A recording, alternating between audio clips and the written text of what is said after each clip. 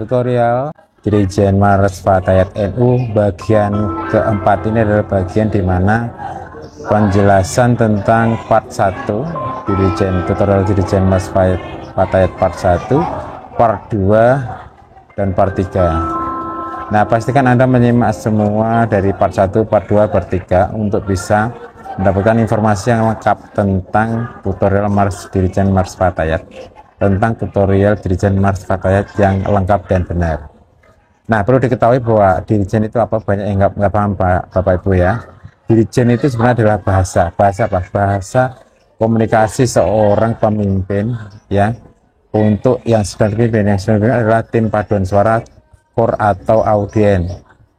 Nah, bahasa ini seperti bahasa verbal yang lain, intinya adalah yang diajak komunikasi ngerti. Nah, Anda misalnya dipimpin oleh seorang dirijen, tapi Anda nggak paham bahasanya, ya di situ yang istilahnya terjadi miskomunikasi. Cuma di sini bukan bahasa verbal, tapi bahasa kode atau aba-aba dengan gerakan, dengan ekspresi, dengan pengkodean tertentu yang disepakati atau dipahami. Nah, karena dirijen itu adalah bahasa, makanya Anda boleh setuju dengan bahasa yang saya gunakan dan boleh tidak. Kalau setuju silakan dipakai, kalaupun tidak silakan gunakan bahasa Anda sendiri. Tapi semuanya itu mengandung makna, maksud dan tujuan yang ingin disampaikan. Oke, jadi untuk Mars Fatayat ini seperti apa Pak Ipin? Tutorialnya lengkap. Nah, begini.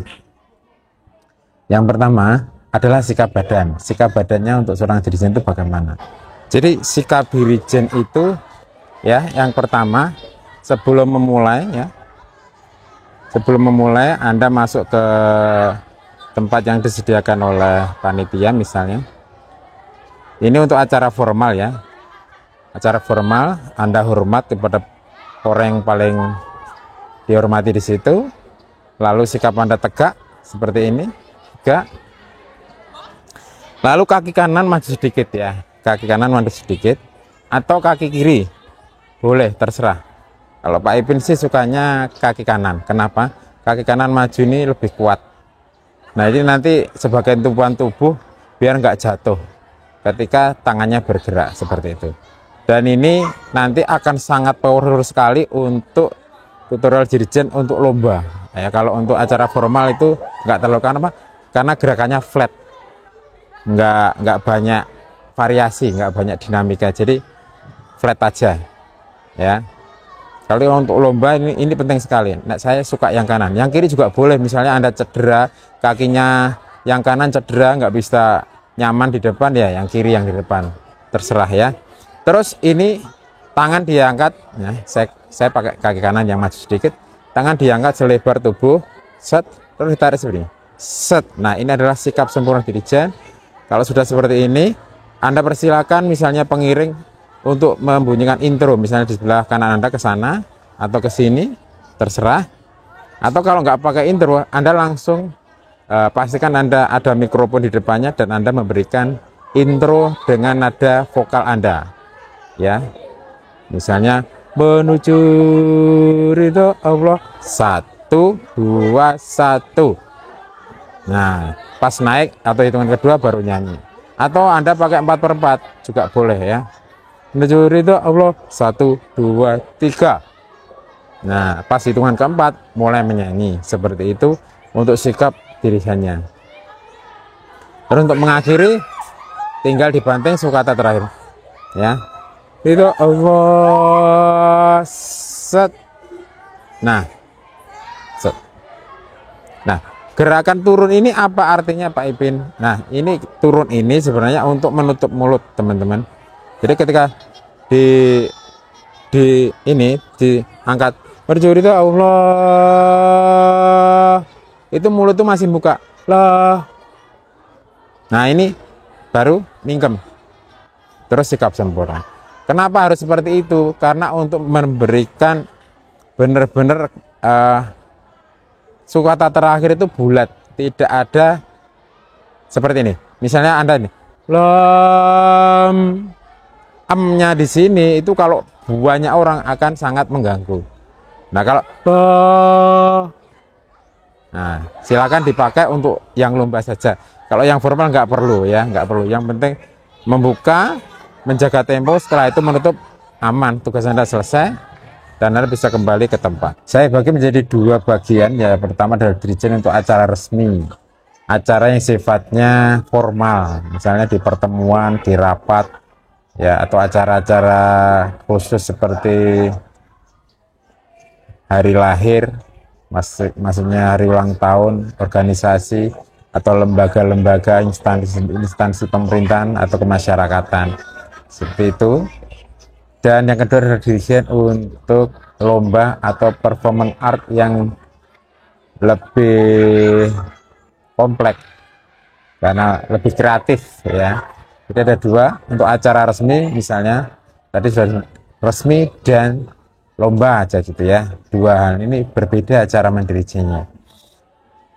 Yang pertama yang saya bahas adalah untuk acara yang resmi. Acara yang resmi ini cukup Bapak Ibu teman-teman semuanya bisa tiga hal ini aja. Yang pertama adalah saat memulai, bagaimana Mars Fata itu dimulai saat bagaimana. Yang kedua menjaga tempo, setelah dimulai itu temponya dijaga. Yang ketiga saat menutup biar kompak. Udah tiga ini aja udah cukup ya.